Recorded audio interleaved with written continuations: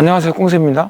자, 오늘은 지난 시간에는 제가 샤틀이 백사이드로 밀린 샤틀을 드롭 커트로 해서 떨어뜨리는 것을 시범을 보이고 회원분께 실전 지도를 한 컨텐츠가 있었죠.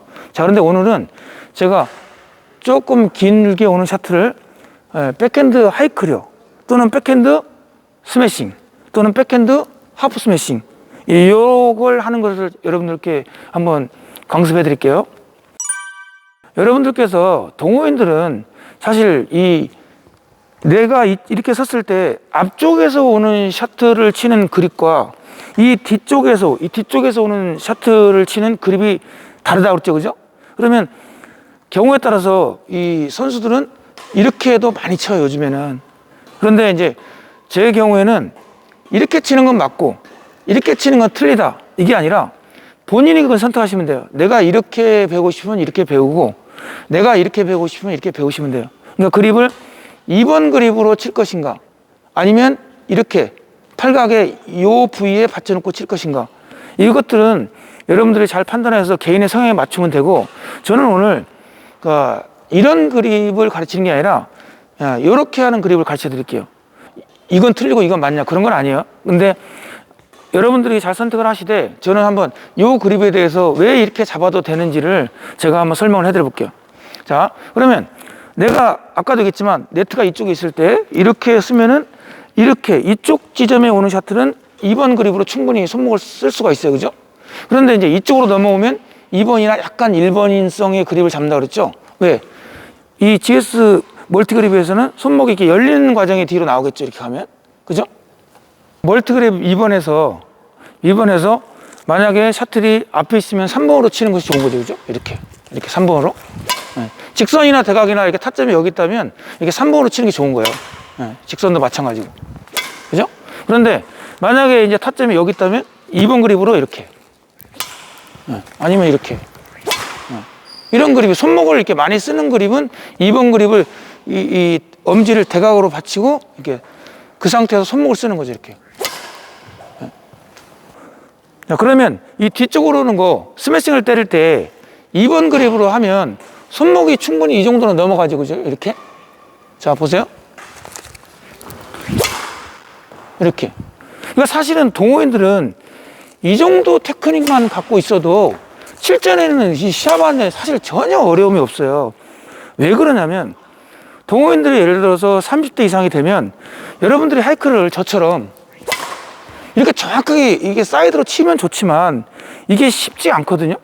내가 네트하고 이 수평이 되는 지점에서 뒤쪽으로 오면 이 샤틀을 굳이 이렇게 뒤로 칠 수 있으면 치면 좋지만 이게 잘 안 될 때는 낫겟을 여기서 이렇게 드롭 커트나 아니면 이쪽으로 드롭 커트나 아니면 이렇게 하프 스매싱, 손목만 이렇게 살짝 꺾어지는 거죠. 사람 없는 쪽으로.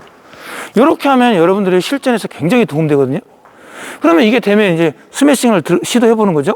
자, 그러면 처음부터 스매싱을 강스매싱 하려고 하지 말고 2번 그립이나 약간 1번 그립, 여기에서 이 정도, 이 정도만 스매싱을 해보세요. 이렇게.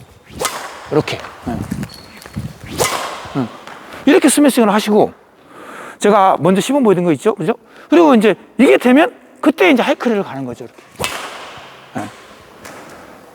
자, 보면은 제가 분명히 그립을 이렇게 하지 않고 이런 그립으로 쳐도 상당히 손목이 잘 꺾이죠, 그죠?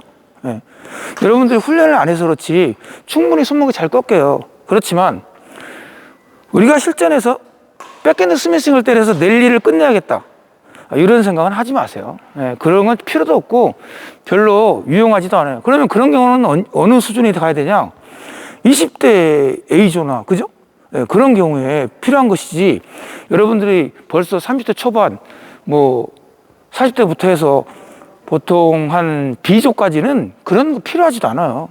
그리고 실제로 그거 하면 오히려 더 미스가 날 확률도 높아요. 그러니까 저는 권하고 싶은 것이, 일단 백핸드 스매싱, 강한 스매싱보다는 이렇게 드롭이나 하프 스매싱이나 아니면 적절한 이 테크닉을 통해서 이 백핸드의 위기를 벗어나서, 자, 보세요. 여기서 때려주고 빨리 돌아서서 다음에 포인트로 돌려 잡으면 되는 거죠.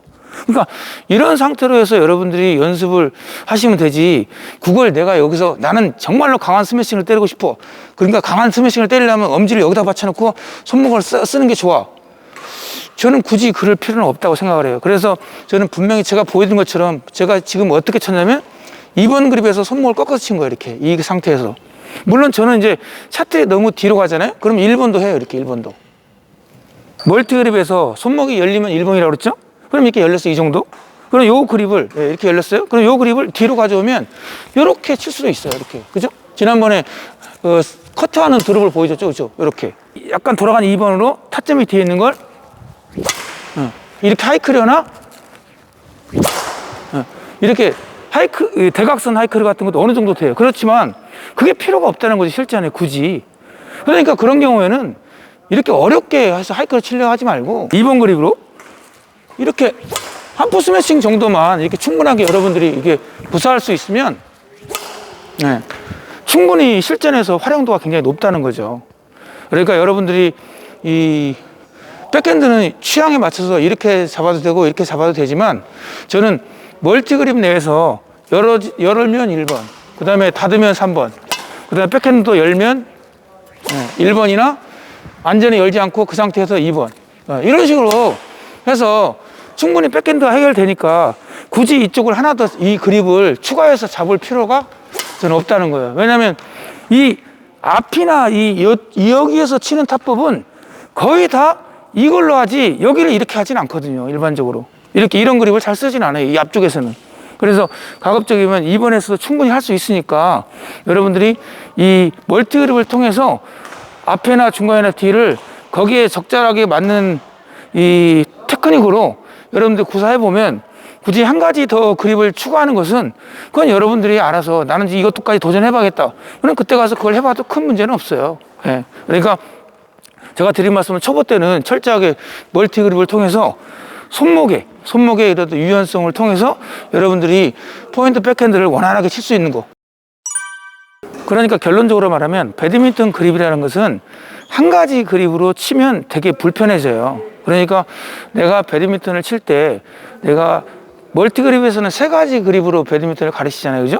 근데 그 3가지 그립이 나중에 이렇게 그 사이에 있는 것들도 여러분들이 다 이제 운동 경력이 쌓이면서 자기 나름대로의 감각을 익혀서 만들어내면 돼요. 근데 우선은 이렇게 1번, 2번, 3번 3가지 그립으로 많이 연습을 해보시면 여러분들이 이 멀티 그립 내에서 타점의 위치가 변해도 이 그립을 잘 활용하면서 손목을 잘 활용하면 여러분들께서 배드민턴의 포핸드 백핸드를 치는데 불편함이 없는 나만의 그립이 만들어질 수 있다는 거죠. 저는 그게 중요하다는 거예요. 그러니까 약간씩 그립은 다 달라요. 왜? 저한테 교수법을 멀티 그립을 받아도 사람마다 약간씩 틀리죠. 왜? 손목의 유연성이 다르고, 그 다음에 순간순간 어떻게 돼요? 반사 능력이 다 다르잖아요. 그죠? 그게 어떨 때는 완벽한 그립이 나왔다가 어떨 때는 약간 불안한 그립이 나올 수도 있어요. 그렇지만 배드민턴을 계속 치다 보면 자기만의 어떤 감각이 생기기 때문에 포핸드 백핸드를 칠 수 있는 나만의 그립이 만들어지는 거예요. 그러니까 멀티 그립이라는 것은 꽁세마가 똑같이 해라, 이게 아니라 멀티 그립 교수법을 통해서 나만의 포핸드 백핸드를 타점의 위치에 관계없이 편안한 그립이 돼야 된다는 거죠. 그러니까 백을 쳤는데 이렇게 치면 안 된다는 거죠. 그러면 이것을 이렇게 치는 것은 1번 그립으로 돌아간 상태에서 백을 쳤다는 거니까 이건 좋은 그립이 안 되는 거죠. 그럴 때는 돌려서 쳐야 된다고 그랬죠. 그러니까 이런 경우는 돌려치는 거고, 또 내가 예를 들어서 반대로 꺾어야 되는데 이렇게 하면 안 꺾이겠죠. 그죠? 엄지를 받쳐버리니까. 그러니까 2번에서 손목을 2번으로 해야지 손목이 꺾이는 거잖아요. 그죠? 그러니까 이렇게 타점이 다양한 경우를 멀티 그립을 통해서 완성도를 높여갈 수 있도록 여러분들이 꾸준하게 연습하시면 이 뒤에 오는 백핸드도 굳이 뭐 내가 하나 그립을 또 추가해서 연습하는 것은 초기에는 좀 불필요할 수 있다, 그 말씀이에요. 그러니까 얼마든지 멀티 그립 안에서 해결이 가능하다, 그걸 여러분들한테 한번 전달해 드리고 싶어요. 그러니까 초기 때는 멀티 그립 내에서 포핸드 앞에 백핸드 뒤에, 백핸드 앞에 포핸드 뒤에, 그리고 나머지 2번으로, 그러니까 앞에 1번, 뒤쪽 1번, 여기 3번, 여기도 3번, 그 다음에 중간에 2번. 자, 그러니까 간혹 이런 질문이 있더라고요. 그러면 이쪽은 1번인데 엄지검지를 어떻게 잡느냐 이렇게 질문을 하더라고요. 그런 경우에는 여기서 엄지 내려서 이렇게 1번 했잖아요. 그럼 요 그립을 그대로 온다는 거예요. 이렇게 그대로. 그러면 타점이 되게 뒤에 있다는 거죠. 이렇게. 예. 그리고 포핸드 이 뒤쪽은 이제 이렇게 하면 3번이잖아요. 그죠? 이렇게. 그러면 내가 상황에 따라서 이 3번 그립을 그대로 그냥 칠 수도 있고, 경우에 따라서는 이 3번을 칠 때 그립은 이렇게 돌아갔지만 3번 쪽으로 돌아갔지만 엄지는 내려서 이렇게 쳐도 돼요. 나중에 이게 습관이 되면. 그러면 엄지를 이렇게 내리게 되면 손목이 많이 꺾어지는 걸 경험할 수가 있거든요. 그러니까 경우에 따라서 그건 잘 선택하시면 돼요. 그러니까 조건은 뭐냐면 2번 그립에서 라켓이 돌지 않고, 이게 돌지 않고, 손 안에서 이게 돌지 않고, 이 상태에서 엄지만 내리게 되면 손목을 열어 쳤단 말이에요. 이건 다 2번인 거예요. 왜냐면 라켓이 돌지 않았으니까. 종합해보면 2번 그립이라는 것은 이 상태에서 라켓이 안 돌고 엄지만 내려갔다 올라갔다 하면서, 예를 들어서 포핸드를 내려서 그냥 이렇게 치는 거죠. 손목만 이용해서. 그 다음에 백핸드는 이 상태에서 그냥 치는 거예요. 그럼 2번이 되는 거예요. 왜? 라켓이 안 들어갔으니까. 그런데 이제 1번 그립은 라켓이 엄지가 내려가면서 라켓이 이렇게 약간 도는 거죠. 이렇게. 뭐 경우에 따라서는 뭐 60도까지 돌고 90도까지 돌 수도 있어요.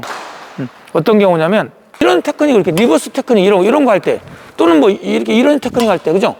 아니면 또 이런 테크닉 할 때, 이런 테크닉 할 때, 이런 경우에는 그립이 상당히 많이 돌아요. 그런데 우선 여러분들은 초보 때 이거 그립을 너무 많이 이렇게 돌리게 되잖아요. 그러면은 너무 돌아가는 것 때문에 손목이 운동이 안 될 수가 있어요. 그러니까 초기에는 손목 운동을 많이 하기 위해서 손목을 자꾸 유연하게 만들려면 그립을 너무 돌리지 말고 한 45도 안쪽에서, 양쪽으로 45도 안쪽에서 돌려서 나머지는 손목으로 자꾸 이렇게 해결하려고 노력하세요. 그러다 보면 나중에 손목도 유연해지고 그립 컨트롤도 상당히 섬세해지는 걸 여러분들이 경험할 수가 있어요. 자, 이해되시죠? 그래서 오늘은 백핸드를 그립을 어떻게 잡는 것이 효과적인가 이런 부분 좀 설명해 드렸고, 거기에 관련돼서 멀티 그립의 활용도를 좀 상당히 폭을 넓혀서 포핸드 앞쪽이나 백핸드 뒤쪽도 멀티 그립 내에서 얼마든지 해결이 가능하다, 이런 부분을 여러분한테 전달해 드렸어요. 자, 오늘 여기까지 마칠게요. 자, 구독, 좋아요는 홍쌤에게 큰 힘이 됩니다.